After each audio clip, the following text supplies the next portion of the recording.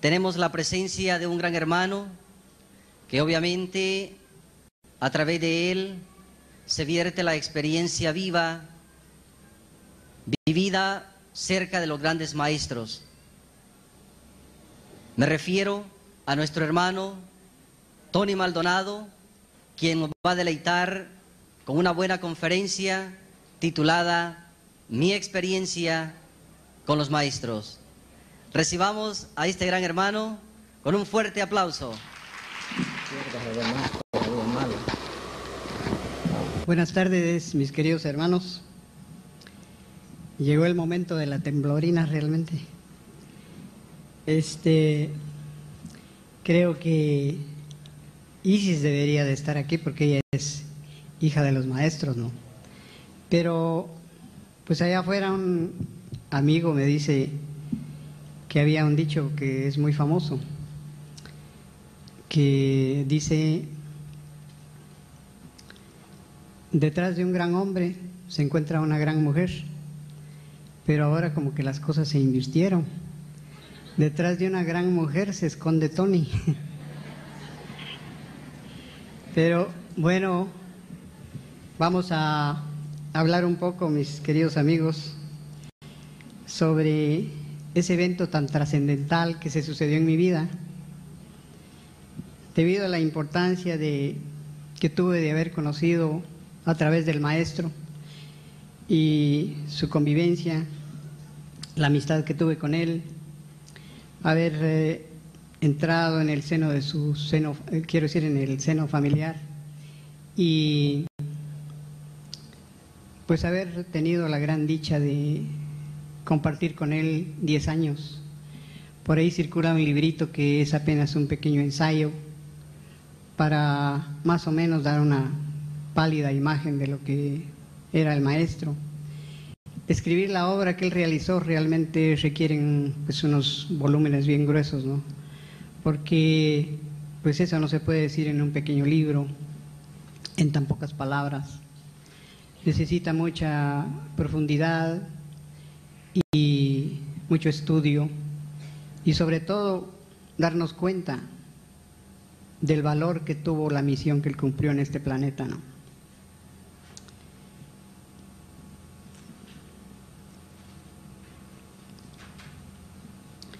El evento trascendental que le dio a mi existencia la importancia de conocer los verdaderos valores de la vida, como les decía, ponernos a pensar por qué vivimos, para qué vivimos, por qué estamos aquí.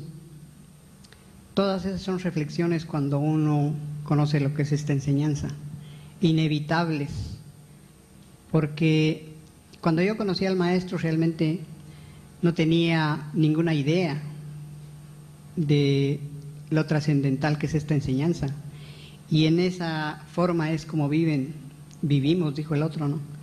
Todos los seres humanos, desconocidos totalmente de la gran importancia que tiene llenarnos de este conocimiento. El ser humano, ustedes muy bien lo saben, que vive como vive debido a la ignorancia sobre sí mismos. Totalmente no tienen la más leve idea que en nosotros existe un potencial enorme que definitivamente hay que trabajarlo. El hombre es lo que es su vida, me decía a mí el maestro, y si no la trabaja, pues definitivamente sigue viviendo como un tonto, ¿no? Y el ser humano, mientras no conozca la potencialidad que existe en él, esos gérmenes que están depositados en él para desarrollarse, pues él nunca va a tener la oportunidad de conocer que hay un medio de transformación para convertirse en un Dios, en un logo, en una persona totalmente diferente. Me imagino que a ustedes también les provocó el mismo shock de conciencia cuando prestaron su atención a estos estudios. Definitivamente eso es lo que la gnosis provoca, un shock de conciencia. Y ese shock de conciencia debemos de protegerlo para que no se pierda en nosotros.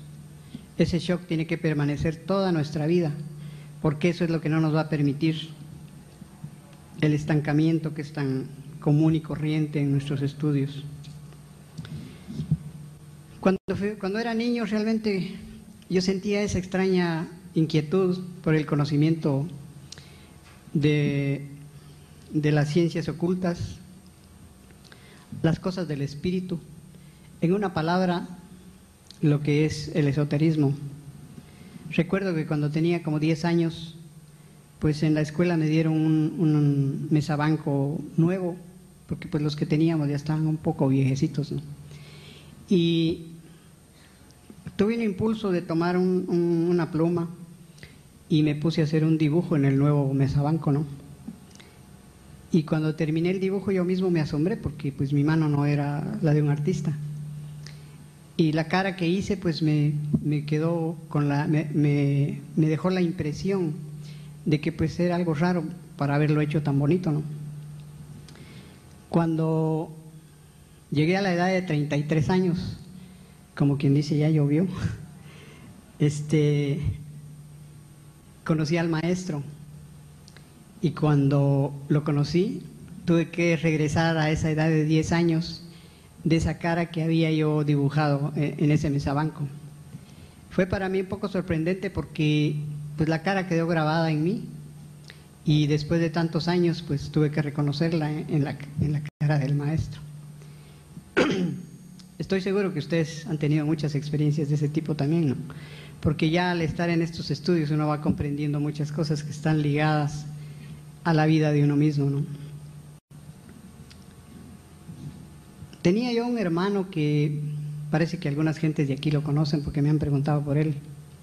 Este hermano realmente desde niño tenía las inquietudes de la búsqueda de las cosas del espíritu, la averiguación de lo que el anhelo realmente le provoca a uno. Él poseía la inquietud de la investigación y yo aprendía grandemente a través de las búsquedas que él hacía, ¿no? Pero al compartir todas esas sus búsquedas, pues yo me emocionaba mucho.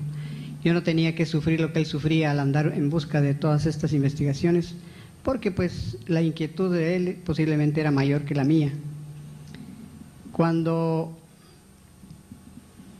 aún con todas estas investigaciones que él poseía, sabíamos que faltaba algo para ubicar ese rompecabezas que nosotros teníamos y que no podíamos realmente completarlo.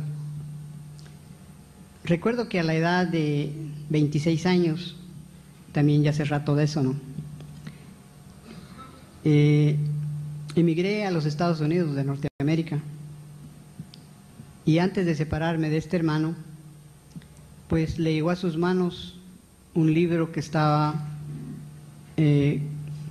con la firma del autor que decía B.M. Samael Aún Weor. Cuando leímos el contenido de sus explicaciones y su develación que hacía en los misterios del sexo, pues nos dimos cuenta de que eso era lo que hacía falta a todo este rompecabezas. Pero desafortunadamente ya en esos días estaba yo preparándome para emigrar a Estados Unidos y me separé de mi hermano. Y pues, pero me quedó muy en la conciencia todo eso. Yo me fui a Estados Unidos con esa idea vaga que nos había dejado realmente ese pequeño librito. Ustedes lo tendrán porque se llama El Libro Amarillo, ¿no?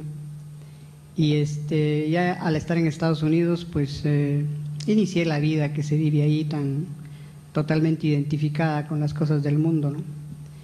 Y gracias a Dios, después de unos 5 o 6 años, pues él volvió a aparecer en mi vida, este hermano, y me llegó a visitar a los Estados Unidos.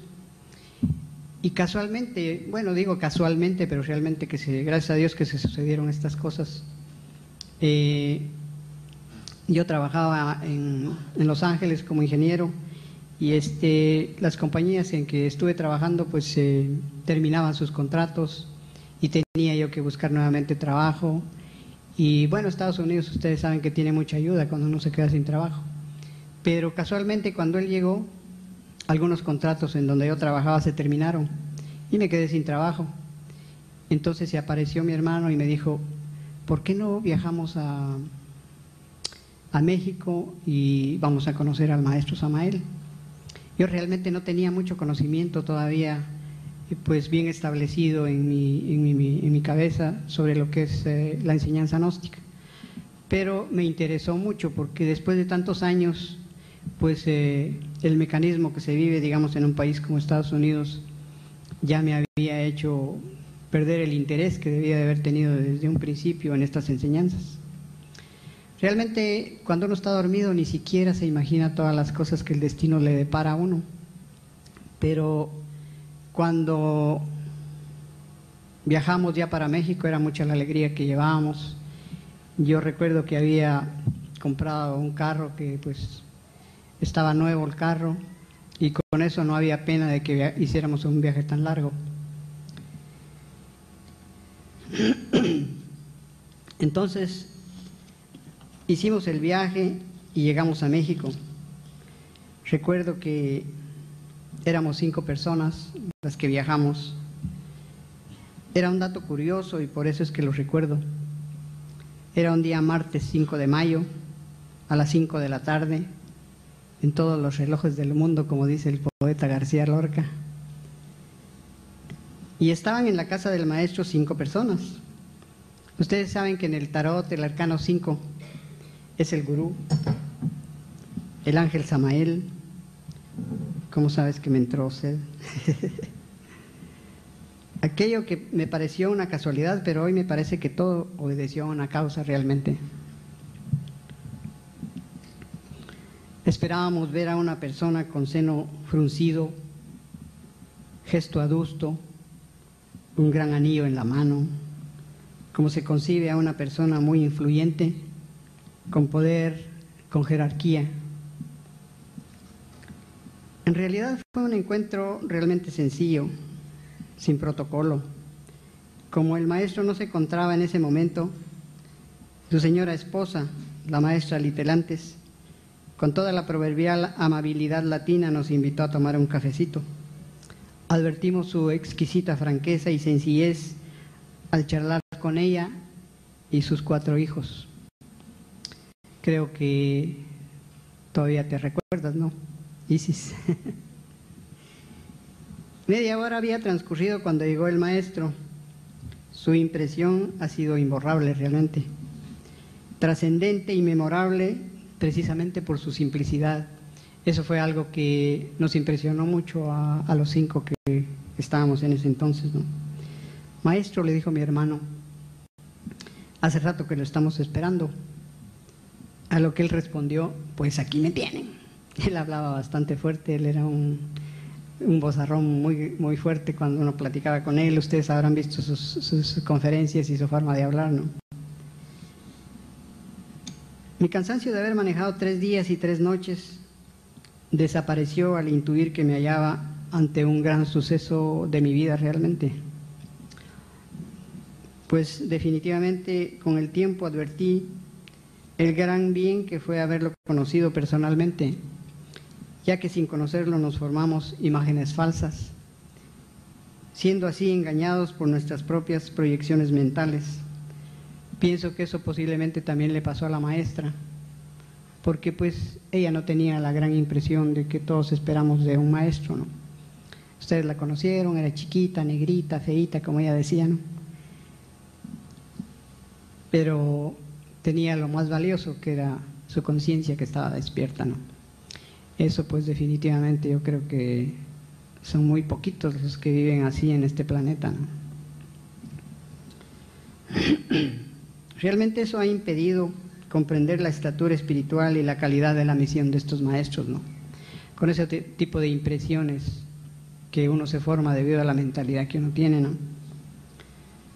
Para tomar conciencia de la persona que conocí en aquella ocasión, han tenido que pasar muchos años. Tuve que arribar al nivel de aprendiz por las mismas pruebas de la vida y la práctica de la enseñanza, desde luego. En los pocos días que estuvimos hospedados en su casa, nos motivó bastante para que le preguntáramos sobre todas nuestras inquietudes y nos ayudó a todos a comprender mejor el mensaje que había en la gnosis para cada uno de nosotros. El que estaba más enterado de cuestiones esotéricas, porque siempre se dedicó a eso, era mi hermano, obviamente, pero algo me provocaba la intuición tan dormida que yo tenía, que me daba cuenta que era una sabiduría enorme la que yo estaba pues escuchando de labios del maestro. Al emprender nuestro viaje de regreso me hacía preguntas a mí mismo como estas. Ya realmente cuando nos fuimos, pues casi ninguno hablaba porque íbamos totalmente impresionados y cada uno cavilando sus mismas conjeturas en las que habíamos quedado con esa gran impresión. ¿Por qué estaba tan desapercibido para el mundo un hombre de tal talla?, pensaba yo. ¿Por qué había sentido tanta paz en esa casa? A excepción de Isis, que no me daba mucha paz. ¿Qué había pasado en mí que me sentía con una extraña sensación de libertad? Realmente fueron experiencias que provocaban ese tipo de preguntas. Estar cerca de un maestro como el maestro Samael, pues aunque uno esté tan dormido como estamos, ¿no?, siempre hay una cierta inquietud que uno le provoca hacerse ese tipo de preguntas, ¿no? Y esas son invitaciones a iniciar realmente una investigación sobre uno mismo. Solo un trabajo sobre sí mismo, un estudio concienzudo de la vida y un excelente conocimiento humano podría otorgar esa naturalidad, sinceridad, paz y amor inteligente que ahí se respiraba. Lo mejor de aquello era que sentía que algo se me había impregnado, algo indefinido que no captaba mi imaginación ni mi fantasía. Pero sé que me entró por los poros o por algún sentido extra, porque de esa ocasión fue que empezó en mí un verdadero interés en conocer lo que es la revolución de la conciencia, como lo predicaba el maestro. Algo que me asombró grandemente del maestro cuando lo conocí fue el trato que nos dio a las personas que llegamos a conocerlo y que nos hizo sentirnos tan especiales y con tanta confianza. Respirábamos un ambiente de tanta paz y relajamiento que no comprendía lo que me estaba sucediendo. Sabía que él era un maestro encarnado de la venerable Logia Blanca y no podía explicarme por qué nos trataba con la misma deferencia de personas con su mismo nivel conscientivo. A través del tiempo vine a darme cuenta que ese trato fue siempre para con todos, ya que en su relación con los demás se dirigía a esa pequeña partícula de conciencia que todos tenemos y que lo nombramos como el nombre de esencia. A mí me impresionó mucho eso porque pues nos hacía sentir tan grandes como él. Con el tiempo, ya cuando me casé con Isis, me di cuenta que ese trato era para con todos, porque sus cartas él las iniciaba. Si alguna persona aquí, como Wilfredo, que aquí te veo enfrente, tal vez alguna vez recibiste tú alguna carta de él, y él iniciaba sus cartas diciendo: adorable e inmortal ser, salutaciones y adoraciones, paz inverencial. Entonces ese tipo de trato realmente pues no lo encabeza ninguna carta que nosotros recibamos, ¿no? Solo de personas que conocen realmente lo que es nuestra esencia, ¿no? Y realmente pues para él todos nosotros éramos adorables e inmortales seres, y él nos saludaba pues en una forma muy especial, ¿no? Porque él veía realmente lo que cada uno anda cargando dentro de sí mismo.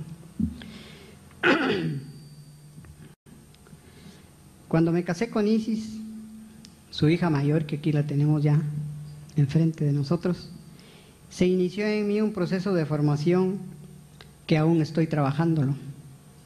Hace 31 años conocí al maestro y tuve la dicha de recibir la enseñanza de sus labios. Lo que he experimentado, asimilado y aplicado en mi vida me ha llevado a experimentar el verdadero valor de las cosas y de la vida misma. Eso es lo que me mueve a pararme aquí enfrente de ustedes, aunque me sienta hecho un manojo de nervios realmente. No tengo ninguna experiencia de hablar públicamente, pero sí comprendo que tengo una gravísima obligación y un grave compromiso también con el maestro y con mi ser realmente. Y toda esta experiencia que yo tuve con él, pues para mí es también una obligación de compartirla con ustedes. Hay muchas cosas que a mí me maravillaron, que oí de sus labios y no las veo en ninguno de sus libros, ni en ninguna de sus conferencias. Y son realmente enseñanza que a mí me asombraba porque yo me daba cuenta con quién estaba yo relacionándome. Recuerdo que una vez, no sé si eso se los platiqué ayer, en una reunión que tuvimos con los canadienses, pero cuando él hablaba acerca de la aurora de la creación, cómo se entró realmente en la manifestación, y él fue uno de los 7 que colaboró para que esto se iniciara, cómo se desequilibraron las 3 gunas que provocaron el haber entrado en la manifestación, cuáles fueron los trabajos que se hicieron, cómo se inició realmente este universo. Yo me daba cuenta entonces con quién estaba yo relacionándome, ¿no? Con una jerarquía realmente que, pues, es una lástima que el Mesías, no sé qué palabra utilizar, pero ustedes saben que se espera, muchas religiones lo están esperando, no saben que hasta allá se fue. Eso realmente, pues, es lamentable porque nosotros, pienso que ahora como él ya se fue, somos los que estamos obligados a darle a conocer a todo el mundo que pues ese mensaje ya se entregó y es un mensaje que se tiene que reconocer por todas partes. Escribir una filosofía de la vida puede llevar varios años o puede sintetizarse en pocas palabras. Por mi parte quisiera ofrecerles mi amistad en lo que pueda. Recuerdo que las experiencias más agradables que gozara el maestro fueron las horas que compartía con sus discípulos. La gnosis es la antorcha que vuelve a brillar para iluminar el camino de los auténticos buscadores de la verdad.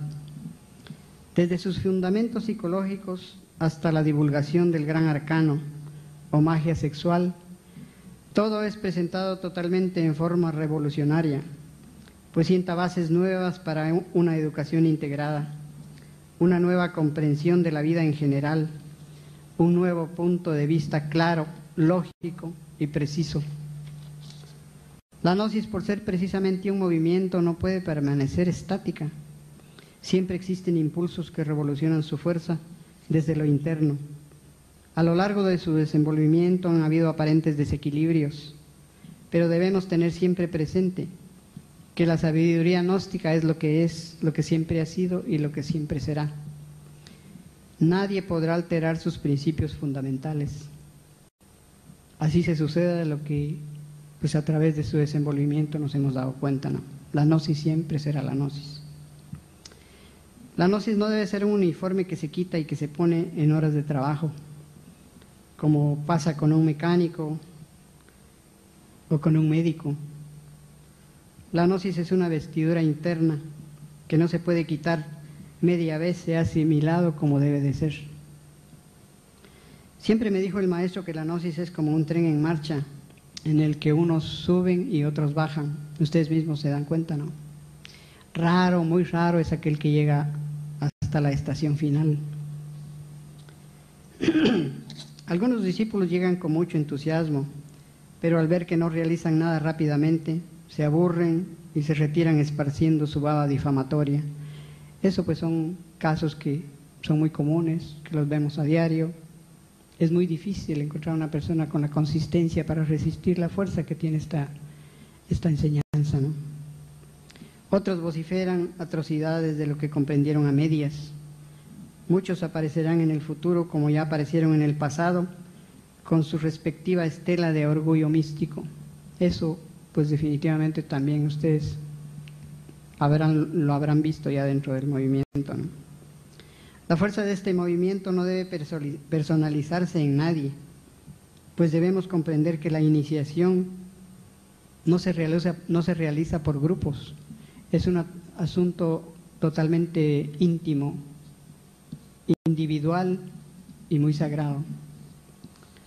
Los grupos solo sirven para canalizar el esfuerzo, para la divulgación de la doctrina gnóstica. No son los que dan la iniciación. Los grupos son para hacer cadenas de vitalidad, fuerza y voluntad, para hacer un trabajo colectivo dirigido por la logia blanca, cuyo símbolo es el pentagrama. Donde se encuentre un pentagrama estará una cadena de unión, estará el verbo de Samael, ángel de Marte. Donde se encuentre un pentagrama o estrella flamígera, estará la palabra sagrada de la gnosis. En los grupos es donde se puede ver evidentemente si sabemos cultivar la unidad, el amor inteligente, la comprensión elástica sobre todo, ¿no? La visión de nosotros mismos y cómo nos encontramos. Es indudable que cada uno tenemos nuestro propio proceso de desarrollo y en alguna forma recibimos apreciables ayudas con la guía de los maestros, de nuestros propios compañeros que caminan en el mismo sendero o con la misma vida que pues es un gimnasio psicológico. Cuando no se cuenta con una continuidad de trabajo, tropezamos constantemente con innumerables obstáculos que impiden la penetración de fondo hacia la comprensión real de lo que estamos haciendo. Es muy fácil tomar caminos equivocados por las tendencias en que caen nuestros defectos para evitar el trabajo serio y difícil. En sus últimos años, el maestro se preocupó mucho por las tendencias en que su revolucionaria enseñanza ya estaba cayendo.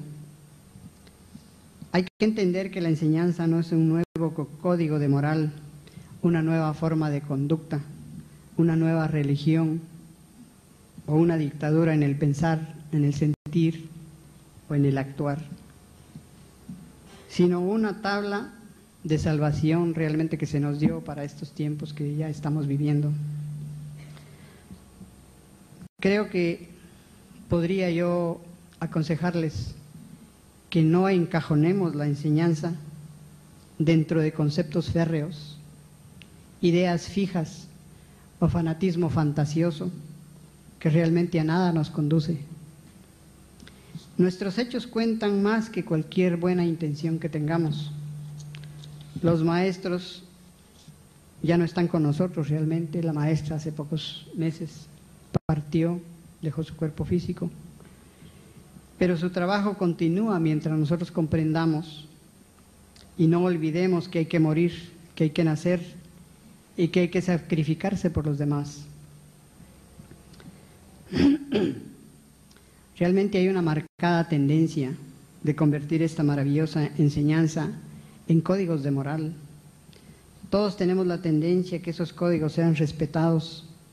Todos queremos establecer códigos morales a fin de ajustarnos a ellos.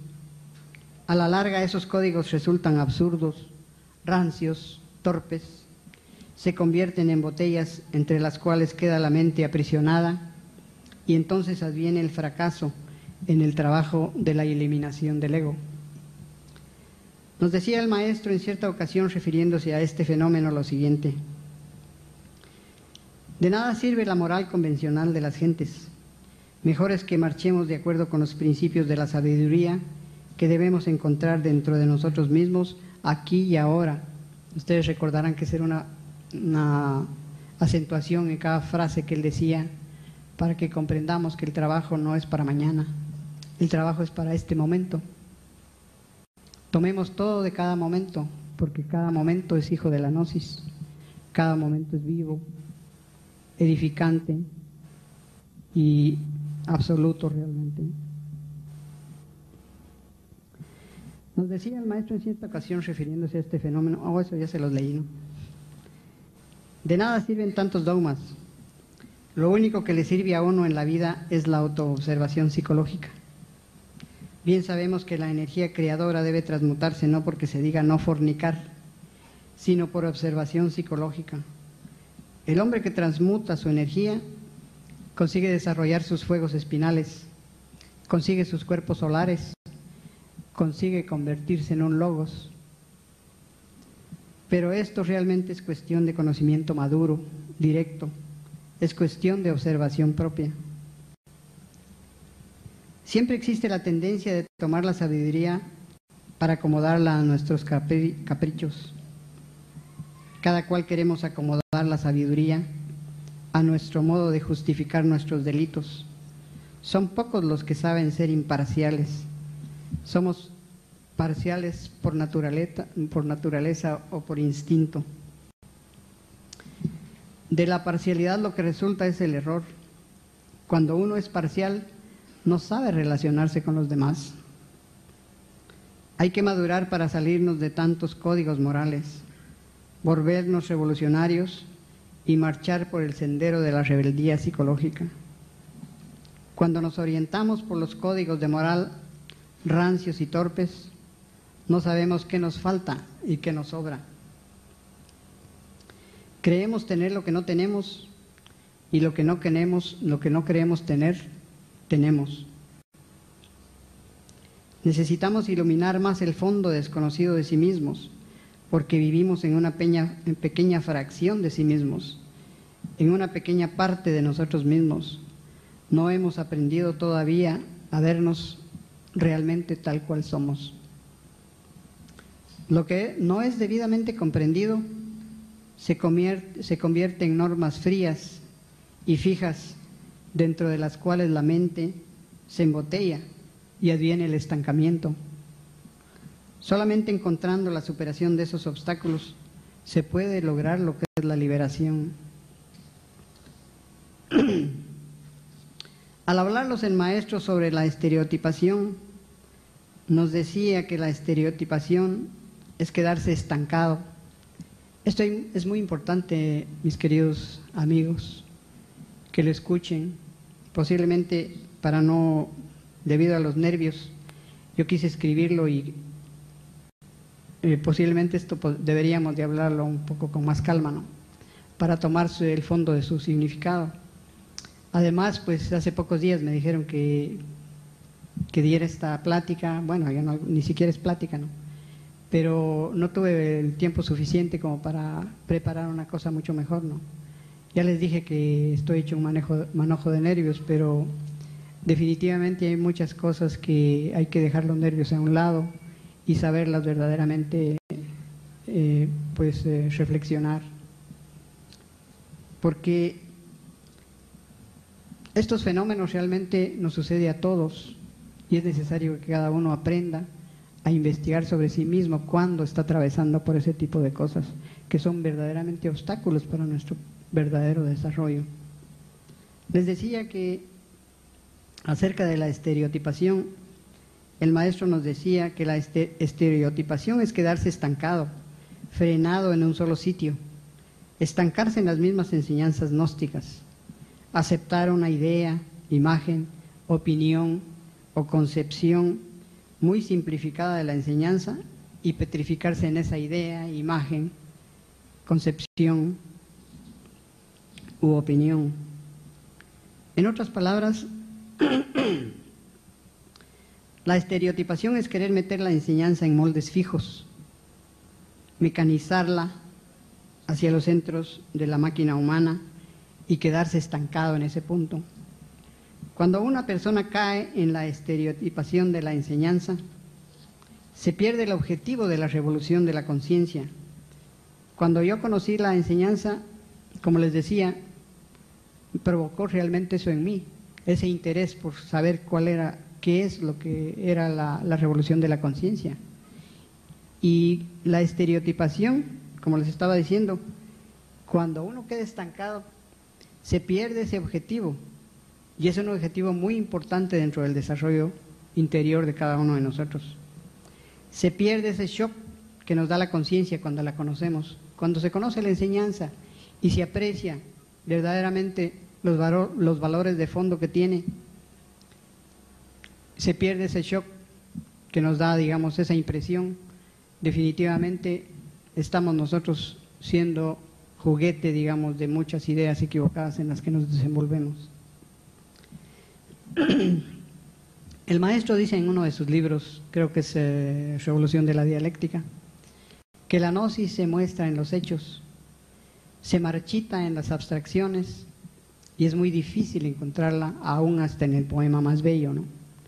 Si ustedes analizan este pensamiento, se darán cuenta que la gnosis muchas veces se marchita en nosotros precisamente por lo que son esas abstracciones. Esas tendencias son abstracciones. Lo que es la estereotipación es una abstracción. Entonces, con el tiempo, lo que sucede es que la gnosis se marchita en nosotros. Ya no hay verdaderamente un impulso en el que uno esté apoyado para hacer lo que se debe de hacer, como se debe de hacer. El aspecto más importante de la enseñanza es el aspecto sexual, por ser la columna vertebral de la sabiduría gnóstica. Casi nunca se trata con claridad y en forma directa. Aún se sigue viendo como un pecado, tabú, motivo de vergüenza o disimulo, y es realmente el camino que nos puede conducir hasta la liberación final. Siempre me pareció enaltecedor a toda cultura que hablara claro sobre el aspecto sexual, puesto que es la fuerza que más atormenta al hombre. Se pueden enumerar muchas frases, citas de libros, símbolos, etcétera, que deben adquirir un valor sagrado. La vida en su esencia vital, como lo es el aspecto sexual, debe impulsarnos a tomar una reverencia sobre las cosas sagradas. Nuestro trabajo es de por vida porque esto no es como ir a la universidad y sacar en 5 o 10 años una carrera. En nosotros deben producirse cambios revolucionarios en forma permanente y constante. El maestro siempre me decía, la fidelidad al Padre se demuestra en el sexo, y ahí es donde todos hacen sus maldades. La práctica del gran arcano, la fragua encendida de Vulcano, el Sahaja Maituna, la magia sexual, etcétera, etcétera, etcétera, debe convertirse, como dice el maestro San Germán. Escuchen esta frase, qué bella es, porque un maestro trascendido, como lo es el maestro San Germán, tiene en él el derecho, y no solamente derecho, la gran experiencia de anunciar lo que es el gran arcano en una forma como esta. El gran arcano debe ser una habilidad artística divina en el grado más elevado, una creación que se hace conjuntamente con Dios y como tal la pueden usar aquellos cuyos propósitos van en dirección paralela a los divinos. Si ustedes siguieron lo que les acabo de leer, se darán cuenta que pues eso requiere mucha dedicación y un trabajo de mucho fondo, y eso pues no hay que dedicarle 1 año ni 2 años, eso es un trabajo de toda la vida.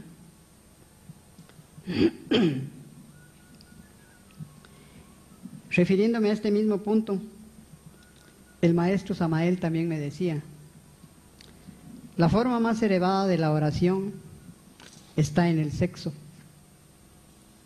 En un principio yo creía que esto era pues simplemente palabras del maestro, pero todo lo que él decía era porque ya lo había experimentado, ya lo tenía dentro de su conocimiento y era para él ya una autoridad poder decirlo. Mejor dicho, él ya tenía la autoridad para hablar como hablaba, ¿no? Es apenas normal que el ser humano pueda elevarse hasta Dios a través del sexo, por el estado degenerativo en que ha caído a través de las edades. Sin embargo, el que posea la fuerza del anhelo tendrá la condición idónea para realizar su propio trabajo. El maestro me decía que el más difícil de los 3 factores que revolucionan nuestra conciencia es el de disolver el ego. Y eso definitivamente no creo que ninguno de ustedes puede negármelo. Todos estamos realmente estancados en ese trabajo porque no sabemos cómo hacerlo, no podemos hacerlo, 1000 excusas de la misma naturaleza, ¿no? Es el más grave para trascender niveles de conciencia porque es el mayor de los obstáculos para liberar la esencia aprisionada en nuestros defectos. Dice cierto maestro que la serpiente se mueve en curvas, no en línea recta. Esta es una pequeña anécdota que encaja muy bien en esto, ¿no? Así le sucede al hombre cuando está identificado por sus sentidos. Se mueve por un camino torcido. Tiene más veneno en él que la serpiente. Su veneno puede ser encontrado en sus ojos, su lengua, sus manos, su mente, su corazón, sus pensamientos, mientras que la cobra lo tiene solo en sus colmillos. Nosotros realmente estamos peor que las serpientes, ¿no? Tenemos que aprender a adentrarnos en nosotros mismos para conocer de nuestros venenos. Nuestros venenos realmente son nuestros defectos y son tan dañinos como el veneno de una serpiente, ¿no? Y restablecer la verdad de que nos habla la gnosis. Les voy a leer otra pequeña anécdota que también encaja, digamos, en el trabajo que tenemos que realizar. Dicen que hubo un hombre que vivía en una choza destartalada. Un día vino una aterradora tempestad que amenazaba con hacerla volar por los 4 vientos. Él se sentó adentro y le oró al Dios del viento para que la tempestad dejara de rugir. Le oró al Hijo del Viento, pero la tempestad siguió soplando con mayor ferocidad. Le oró a Dios mismo, y esto también tuvo poco efecto. Se salió de la cabaña y dijo fríamente, pero con gran convicción: dejen que el viento la destruya y se la lleve, no me importa. Así logró recuperar la paz consigo mismo. Hay que aprender a renunciar hasta lo que más se quiere para ganar la paz. Apegarnos a las cosas del mundo es realmente ganar problemas. Todos lo sabemos. Los problemas que tenemos es porque estamos muy apegados a las cosas del mundo. Y yo creo que cada uno de nosotros lo sabemos, ¿no? Hay que practicar el renunciamiento, porque el llamado ya nos llegó. El llamado pues es la gnosis realmente, ¿no? No podemos apegarnos a lo que tenemos, lo que hemos construido, los bienes acumulados, la fama de habernos relacionado con los maestros. Solo lo que muestren nuestros hechos serán contados por nuestros hermanos mayores. Si me preguntaran la edad espiritual que tengo, con seguridad podría decir que aún no he nacido, porque aún sigo hundido en la identificación de las cosas de este mundo. Yo creo que eso va para todos, ¿no? Tenemos que agradecer el recuerdo ejemplar de la abuela, como cariñosamente le llamábamos a la maestra, ¿no?